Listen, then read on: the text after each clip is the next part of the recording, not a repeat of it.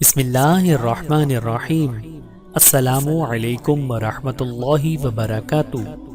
وفد غامد، یہ وفد 10 ہجری میں آیا تھا۔ اس میں 10 آدمی تھے۔ یہ مدینے سے باہر آ کر اترے، ایک لڑکے کو بٹھا کر نبی کریم صلی اللہ علیہ وآلہ وسلم کی خدمت میں حاضر ہوئے۔ حضور نے پوچھا کہ تم سامان کے پاس کسے چھوڑ آئے ہو؟ لوگوں نے کہا ایک لڑکے کو۔ فرمایا تمہارے بعد وہ سو گیا۔ ایک شخص آیا اور گھڑی چرا کر لے گیا۔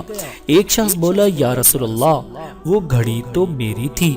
فرمایا گھبراؤ نہیں۔ وہ لڑکا اٹھا، چور کے پیچھے پیچھے بھاگا، اسے جا کر پکڑا، سب مال صحیح سالم مل گیا۔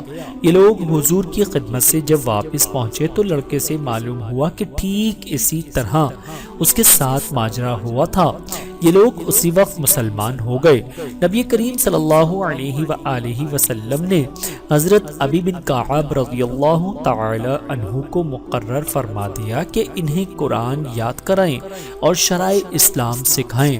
جب وہ واپس جانے لگے تو انہیں شرائع اسلام ایک کاغذ پر لکھوا کر دیے گئے۔